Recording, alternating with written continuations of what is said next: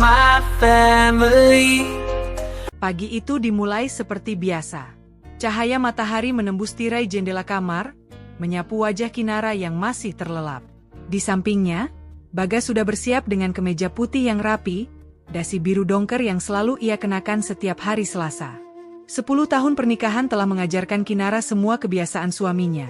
Cara ia merapikan rambut di depan cermin, bagaimana ia selalu mencari kunci mobil di tempat yang sama, bahkan dengkuran halus yang keluar setiap tengah malam. "Bunda, kamu lihat kertas yang kemarin aku simpan di sini." Suara Bagas memecah keheningan pagi. Ada kepanikan dalam nadanya. Kinara bangkit dari tempat tidur, mengusap mata yang masih mengantuk. "Kertas yang mana?" "Ya sudah, aku bersihkan semua jadi satu. Kemarin aku taruh di laci." Kinara mencoba mengingat-ingat. Laci mana? Ia sering merapikan barang-barang Bagas yang berserakan. "Aduh Bunda, itu ada usulan kerjaan." Bagas terdengar cemas. Tangannya bergerak cepat, membuka laci demi laci dengan tergesa. Kinara menghela napas panjang. Ayah itu kebiasaan kalau naruh apa-apa sembarangan. Bagas memang begitu. 10 tahun bersamanya telah membuat Kinara hafal semua kelalaian kecil suaminya. Tapi bukankah itu yang membuat pernikahan mereka hangat? Saling melengkapi kekurangan, saling mengisi kekosongan. Atau setidaknya, begitulah yang selama ini Kinara yakini. "Alhamdulillah, ini sudah ketemu Bunda." Ternyata ayah yang masukin ke dalam tas. Bagas tersenyum lega, wajahnya yang tegang kini mencair. Kinara menggelengkan kepala, merasa geli melihat ekspresi suaminya yang berubah drastis dari panik menjadi senang. Seperti anak kecil yang menemukan mainan favoritnya. "Ya udah Bunda, ayah berangkat kerja dulu ya. Takut kesiangan. Hati-hati di jalan ya." Kinara melambaikan tangan, menatap punggung Bagas yang menjauh. Setelah pintu tertutup, Kinara berdiri di ambang jendela. Ia menatap mobil Bagas yang perlahan menghilang di tikungan jalan. Ada sesuatu yang aneh dalam dirinya pagi itu, sesuatu yang tak bisa ia jelaskan. Seperti ada bayangan tipis yang menghalangi cahaya matahari, membuat pagi yang cerah ini terasa sedikit kelam. Kinara menggelengkan kepala. Ia menyalahkan dirinya sendiri karena terlalu banyak berpikir. Bagas adalah suami yang baik. Mereka telah menikah 10 tahun, dikaruniai seorang putri cantik bernama Sekar Kinanti yang baru berusia 7 tahun. Kehidupan mereka harmonis. Bagas bekerja sebagai manajer di sebuah hotel berbintang 5, sementara Kinara menjalankan usaha pemasaran daring yang cukup berhasil. Penghasilan mereka lebih dari cukup untuk kehidupan yang nyaman. Tidak pernah ada masalah berat yang menerpa rumah tangga mereka. Kalaupun ada pertengkecilan kecil, mereka selalu bisa menyelesaikannya dengan kepala dingin. Saling mendukung, saling memahami, itulah fondasi yang mereka bangun sejak hari pertama pernikahan. Tapi kenapa akhir-akhir ini Kinara merasakan ada yang berbeda?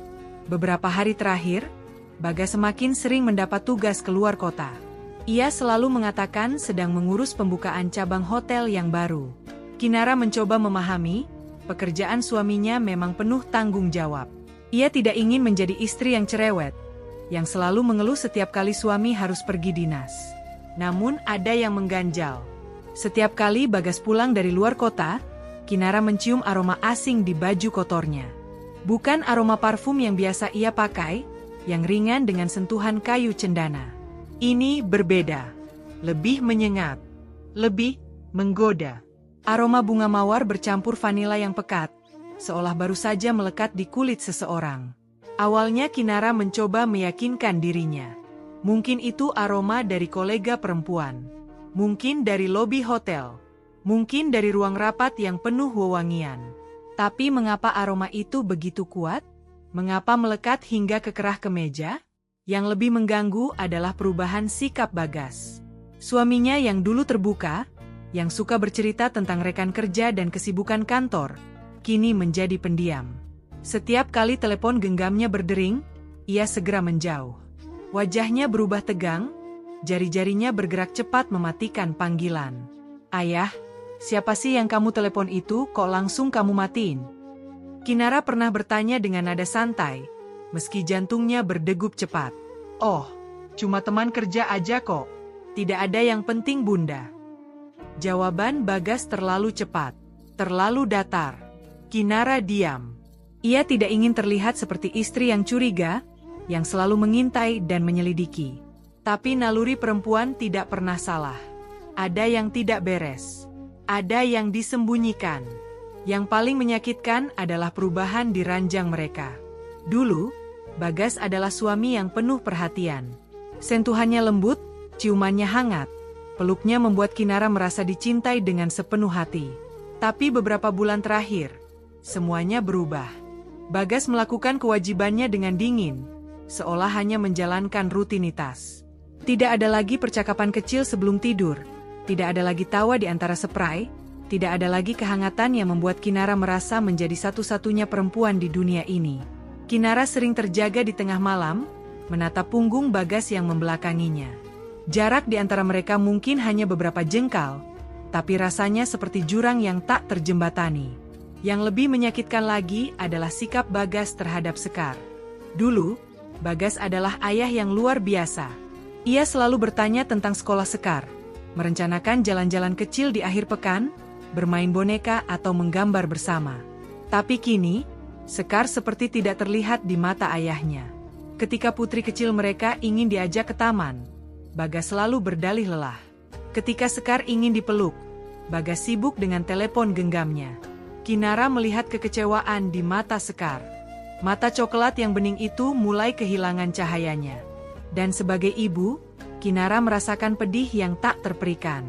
Malam itu, setelah Sekar tertidur, Bagas duduk di tepi ranjang dengan wajah serius. Bunda, besok ayah ada dinas keluar kota selama 7 hari. Ayah minta izin untuk mempersiapkan semuanya. 7 hari. Bukan sehari, bukan 2 hari. 7 hari penuh. Kenapa lama sekali? Memangnya ada acara apa? Kinara bertanya, berusaha menjaga nada suaranya tetap tenang. Iya, ayah harus bantu buka hotel baru Bunda. Banyak yang harus diselesaikan. Hotel baru? Sejak kapan ada rencana itu? Kenapa Bagas tidak pernah menyebutkannya sebelumnya? Sejak kapan ada rencana itu? Kok ayah tidak pernah bilang? Kinara tidak bisa menyembunyikan kebingungannya. Ini mendadak Bunda. Penting untuk karir ayah. Suara Bagas terdengar cepat, tergesa. Ada kegelisahan di wajahnya. Kinara mengangguk pelan. Ya sudah kalau memang karena itu, Bunda bantu siapkan malam ini ya. Tapi dalam hatinya, badai mulai bergemuruh. Ada yang tidak benar. Ada yang disembunyikan di balik kata-kata manis tentang karir dan tanggung jawab. Setelah Bagas masuk ke kamar mandi, Kinara mengambil telepon genggamnya. Jari-jarinya bergetar saat mengetik nomor Gilang, salah satu rekan Bagas di kantor yang cukup dekat dengannya. Halo Gilang, maaf malam-malam begini aku ganggu. Besok pagi katanya kamu mau ikut Bagas ya? Katanya dia besok ada rencana buka hotel baru bareng kamu. Suara Gilang terdengar bingung di seberang sana. Hotel baru? Aku kok belum dengar apa-apa tentang itu, Mbak. Jantung Kinara berhenti berdetak sejenak. Yang akan dibuka di mana Mbak? Gilang bertanya. Sepertinya memang ada, tapi untuk kapan dibukanya masih belum tahu. Mungkin nanti aku bisa tanya langsung ke Mas Bagas. Tidak usah Gilang, nanti aku akan coba tanya langsung saja. Barangkali tadi aku salah dengar. Ya sudah, terima kasih ya. Kinara menutup telepon dengan tangan gemetar. Bagas berbohong. Suaminya berbohong tentang dinas kerja. Lalu untuk apa 7 hari itu? Kemana ia akan pergi? Dengan siapa? Malam itu Kinara tidak bisa tidur. Ia menatap langit-langit kamar yang gelap, mendengarkan napas Bagas yang teratur di sampingnya. 10 tahun ia mengenal laki-laki ini. 10 tahun ia mencintainya. Tapi malam ini, ia merasa sedang berbaring di samping orang asing. Ada aroma parfum yang menyengat. Ada kebohongan yang menusuk. Ada kedinginan yang merobek. Dan Kinara tahu, besok ia harus mencari tahu. Ia harus menghadapi kenyataan, betapapun menyakitkannya. Karena seorang istri berhak tahu. Seorang ibu harus melindungi anaknya. Dan seorang perempuan tidak boleh membiarkan dirinya dikhianati dalam diam. Kinara tidak bisa tidur sepanjang malam. Jari-jarinya terus meremas ujung selimut, matanya menatap kosong ke arah jendela yang tertutup tirai. Di sampingnya, Bagas tidur dengan tenang. Terlalu tenang untuk seorang yang baru saja berbohong. Bagaimana bisa seseorang tidur dengan nyenyak setelah merangkai kebohongan? Atau mungkin ini bukan pertama kalinya? Pertanyaan demi pertanyaan menghujam pikiran Kinara seperti hujan di tengah malam. Pukul 4 subuh, ia akhirnya mengambil keputusan. Ia tidak akan membiarkan dirinya terus dirundung ketidakpastian. Ia harus tahu. Apapun risikonya, kebenaran harus diungkap. Dengan tangan gemetar, ia mengirim pesan kepada Diana, sahabatnya sejak kuliah. "Wit, aku butuh bantuanmu besok pagi. Ini mendesak." Tidak sampai 5 menit, balasan masuk. "Aku akan ke rumahmu pagi ini. Tenang ya, Kin." Diana selalu begitu. Tidak pernah banyak bertanya ketika Kinara membutuhkannya. Kehadirannya seperti pelabuhan di tengah badai. Tenang, kokoh, bisa diandalkan. Pagi itu Kinara bangun lebih awal dari biasanya. Ia menyiapkan sarapan untuk Bagas dengan wajah yang berusaha terlihat biasa. Telur dadar, roti panggang, secangkir kopi hitam, kesukaan Bagas. Tangannya bergerak otomatis, tapi pikirannya melayang jauh. Bunda sudah bangun. Bagas muncul dari kamar dengan jas hitam yang rapi. Terlalu rapi untuk sekadar rapat kerja. Rambutnya disisir dengan sempurna. Wajahnya bersih tercukur, ada aroma lotion mahal yang menyeruak dari tubuhnya. "Iya, Bunda siapkan sarapan dulu untuk ayah." Kinara tersenyum. Senyum yang ia paksakan hingga pipinya terasa kaku. "Jadi hari ini buka hotelnya?" Tanyanya sambil menuang kopi ke dalam cangkir. Bagas nampak sedikit terkejut, tapi cepat-cepat menyembunyikan ekspresinya. "Iya Bunda. Doain aja ya, semoga semuanya lancar." Kinara mengangguk. "Semoga sukses ya." Kata-kata itu terasa pahit di lidahnya. Sukses untuk apa? Sukses menikahi perempuan lain? Sukses mengkhianati istri dan anak? Setelah Bagas pergi, Kinara segera bergegas. Ia membangunkan Sekar, menitipkannya kepada ibunya dengan alasan ada urusan mendesak. Lalu bergegas menemui Diana yang sudah menunggu di ujung gang dengan mobilnya. "Kamu yakin mau melakukan ini?" tanya Diana begitu Kinara masuk ke dalam mobil. "Aku harus tahu, Wit. Aku tidak bisa terus hidup dalam kebohongan." Diana mengangguk paham. Tanpa banyak bicara lagi, mereka mulai mengikuti mobil Bagas dari jarak yang cukup aman. Jantung Kinara berdegup kencang. Tangannya berkeringat dingin. Setiap kali mobil Bagas berbelok, ia merasa perutnya mual. Perjalanan terasa begitu panjang meskipun hanya berlangsung setengah jam. Mereka melewati jalan-jalan yang asing bagi Kinara, menjauhi pusat kota, menuju kawasan perumahan elit yang penuh dengan rumah-rumah mewah. "Kin, dia berhenti," bisik Diana. Mobil Bagas berhenti di depan sebuah rumah besar berwarna krem dengan taman yang luas. Rumah itu terlihat megah dengan pilar-pilar putih di teras depan, pagar besi tempa yang artistik, dan gerbang otomatis yang perlahan terbuka ketika mobil Bagas masuk. "Rumah siapa ini?" gumam Kinara, lebih kepada dirinya sendiri. Mereka memarkirkan mobil agak jauh, di bawah pohon rindang yang bisa menyamarkan keberadaan mereka. Kinara tidak bisa berkedip. Matanya terpaku pada pintu rumah itu, menunggu. 10 menit berlalu, 15 menit, 20 menit, lalu pintu terbuka. Bagas keluar dengan penampilan yang sama sekali berbeda. Ia mengenakan jas hitam yang sangat elegan, bukan jas kerja biasa. Jasnya berkilau di bawah sinar matahari pagi, lengkap dengan dasi kupu-kupu berwarna emas. Rambutnya ditata ke belakang dengan rapi. Wajahnya berseri-seri, tersenyum lebar. Kinara merasa dunia berputar. Ia mengenal senyum itu.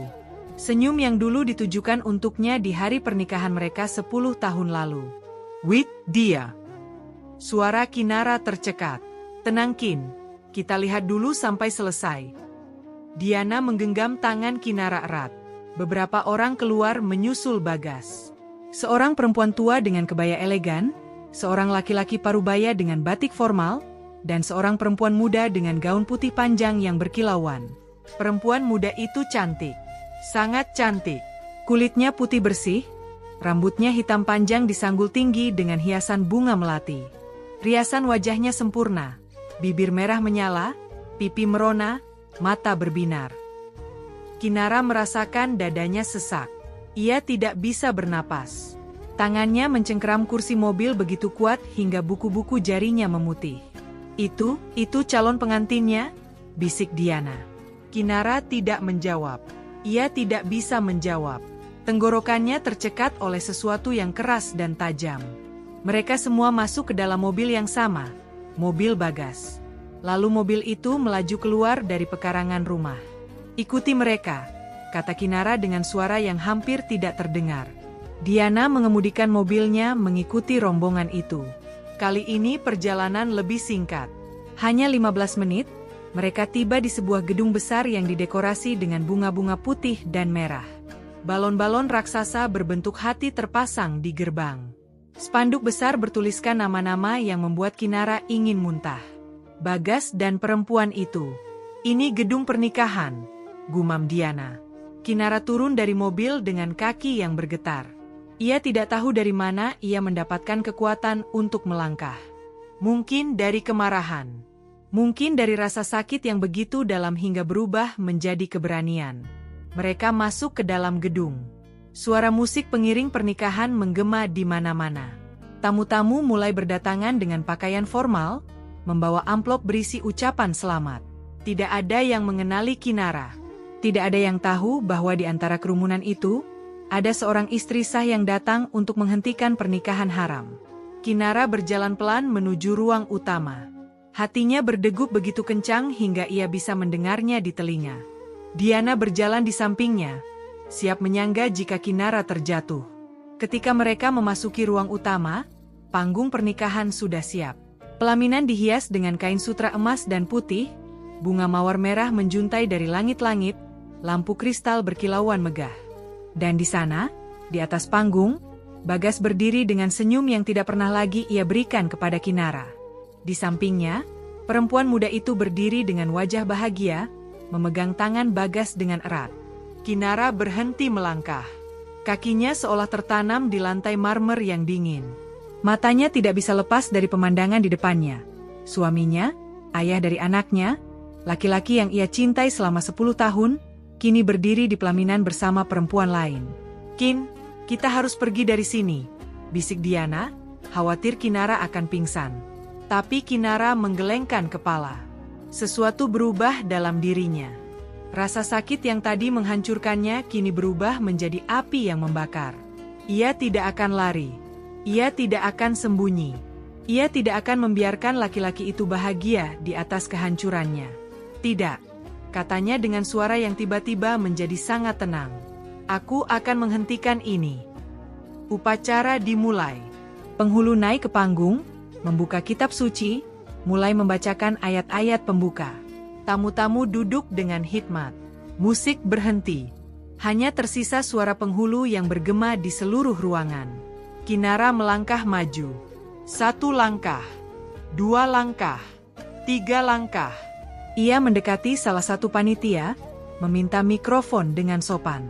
Panitia itu memberikannya tanpa curiga, mengira Kinara adalah salah satu kerabat yang ingin memberikan ucapan selamat. Kinara naik ke panggung. Langkahnya mantap. Tidak ada gemetar. Tidak ada ragu. Ia berdiri di tengah panggung, tepat di depan Bagas dan perempuan itu. Bagas membeku. Wajahnya pucat seketika. Matanya melebar. Mulutnya terbuka tapi tidak ada suara yang keluar. Kinara mengangkat mikrofon. Suaranya keluar jernih, kuat, membelah keheningan yang tiba-tiba mencekam. "Mohon maaf mengganggu acara ini. Perkenalkan, nama saya Kinara Setiawan. Saya adalah istri sah dari Bagas Setiawan, lelaki yang saat ini berdiri di hadapan kalian semua." Ruangan seketika gaduh. Tamu-tamu berbisik satu sama lain. Penghulu berhenti membaca. Perempuan muda itu menatap Kinara dengan mata membelalak. "Kami masih terikat pernikahan yang sah. Kami memiliki seorang putri berusia 7 tahun. Pernikahan ini," Kinara menunjuk ke arah Bagas dan perempuan itu, "adalah pernikahan ilegal. Tanpa persetujuan saya. tanpa perceraian yang sah. Suaranya tidak bergetar. Tidak ada air mata. Hanya kebenaran yang diteriakan dengan kepala tegak dan martabat yang tidak bisa dirobohkan oleh siapapun. Bagas akhirnya bersuara, terbata-bata.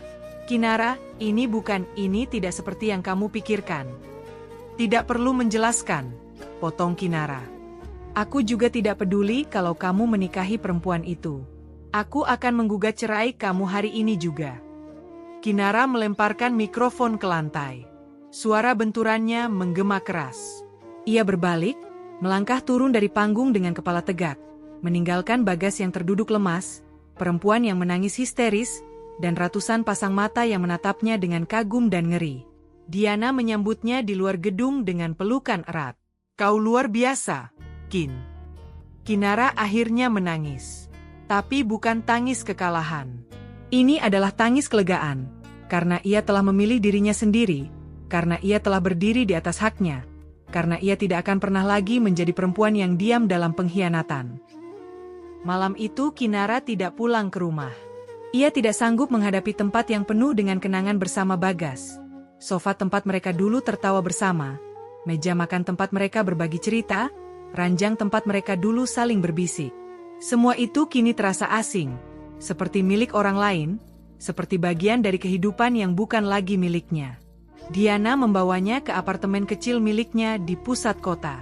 Sekar sudah dijemput dari rumah ibunya dan kini tertidur lelap di kamar tamu, tidak tahu apa yang baru saja terjadi pada keluarganya.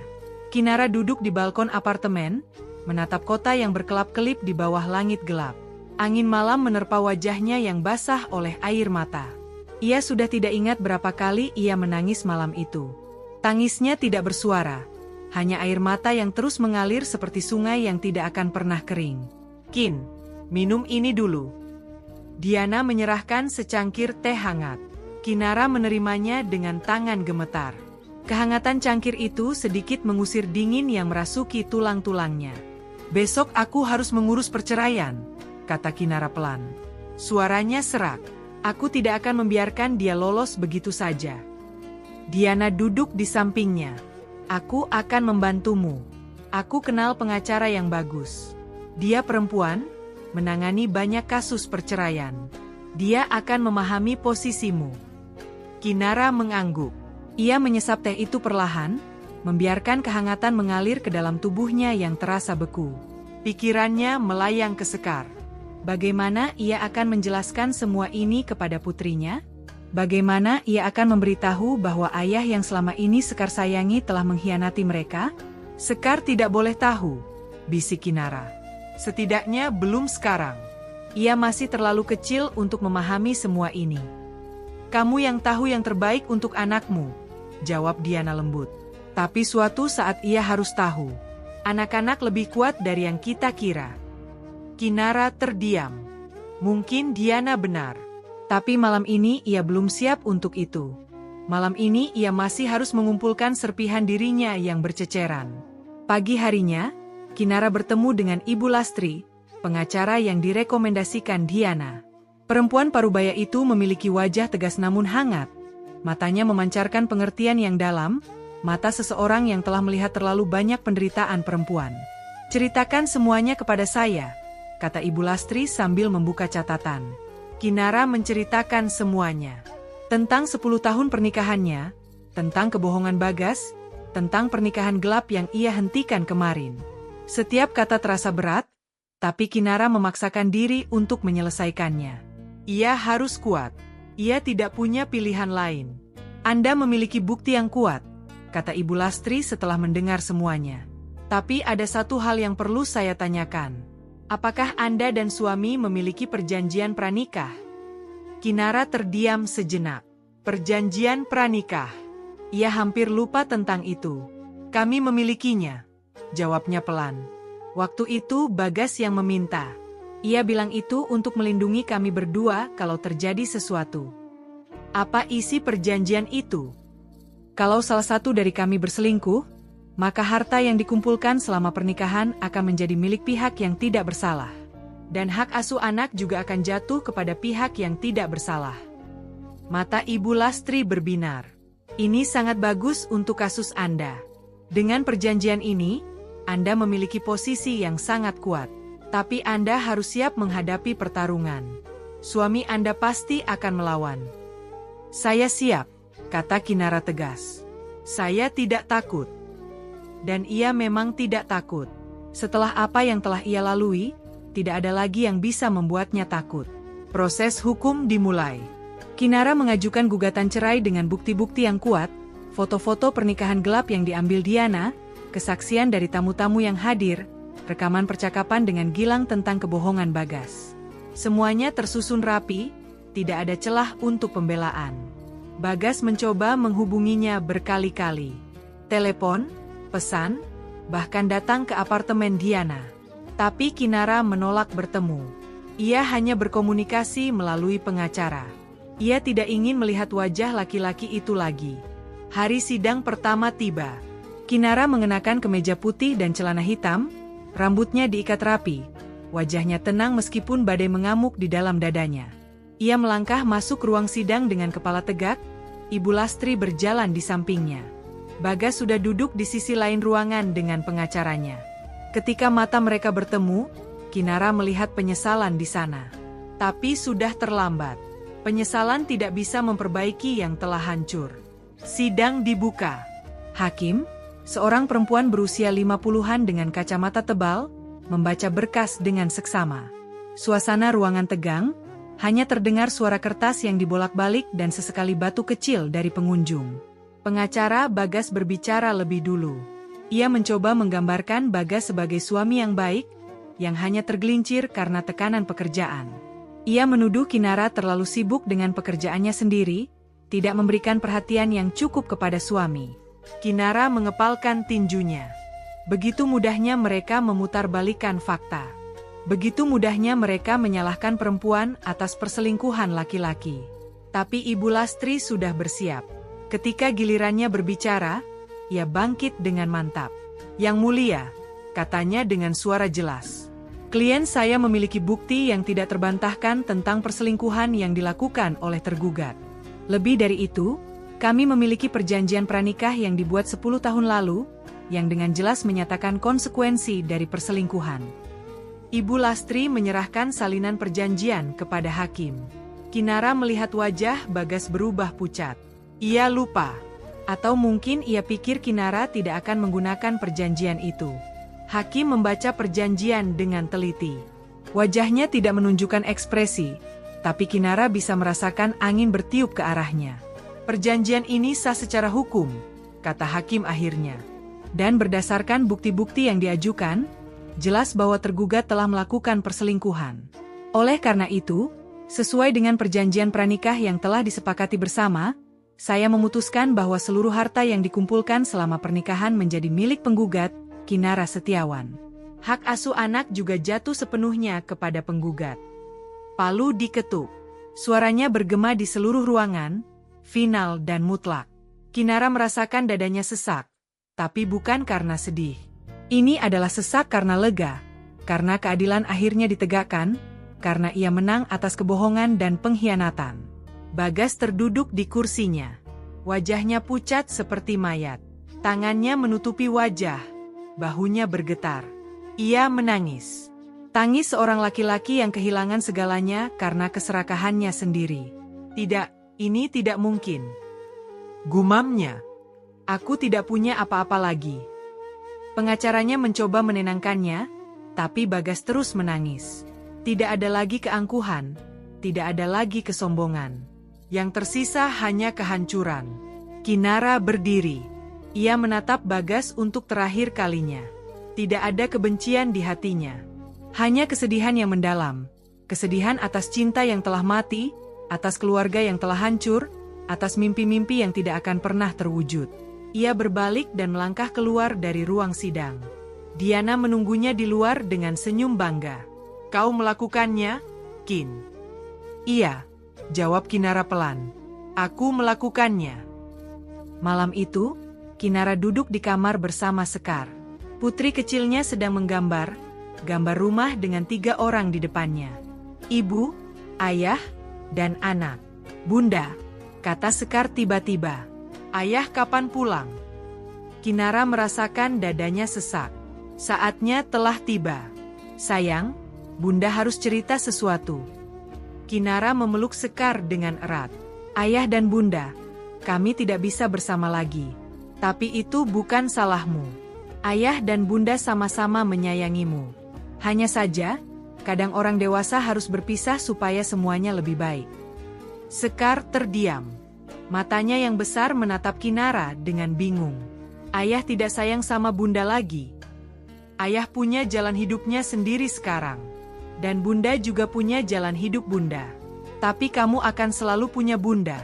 Sayang, Bunda tidak akan kemana-mana. Sekar memeluk Kinara dengan erat.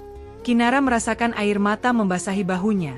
Air mata putri kecilnya yang tidak mengerti mengapa dunianya harus berubah. Tapi Kinara tahu, suatu hari nanti Sekar akan mengerti.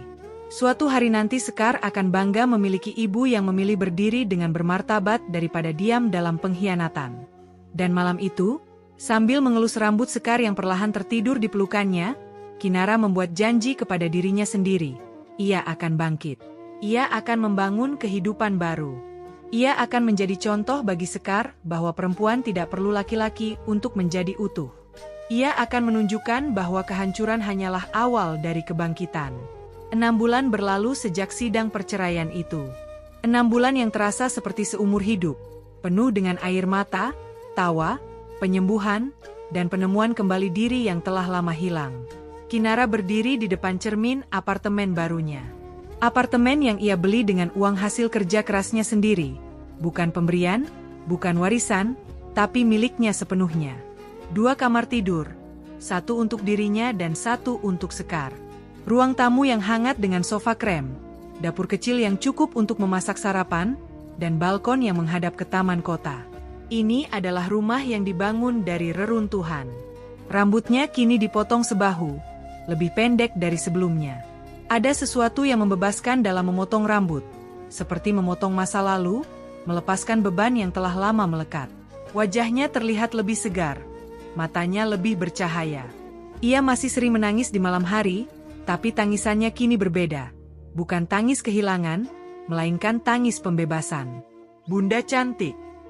Sekar berlari menghampiri, memeluk pinggang Kinara dengan erat. Kinara tersenyum, mengusap kepala putrinya. Sekar telah tumbuh lebih mandiri dalam beberapa bulan terakhir.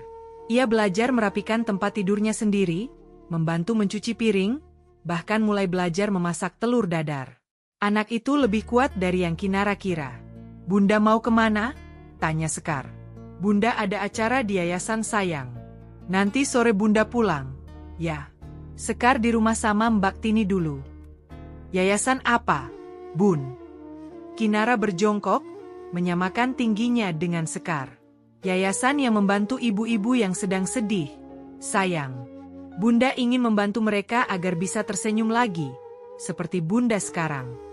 Sekar mengangguk, meski matanya masih penuh pertanyaan. Suatu hari ia akan mengerti. Kinara mengecup kening putrinya sebelum melangkah keluar. Perjalanan menuju yayasan hanya memakan waktu 20 menit dengan kereta. Kinara menikmati perjalanan itu, melihat kota yang ramai, orang-orang yang sibuk dengan kehidupan mereka masing-masing. Dulu ia selalu naik mobil bersama Bagas. Sekarang ia menikmati kemandirian naik transportasi umum, merasakan detak jantung kota dengan cara yang berbeda. Yayasan Pelita Perempuan terletak di sebuah gedung 3 lantai di kawasan Menteng. Tempat itu sederhana tapi hangat.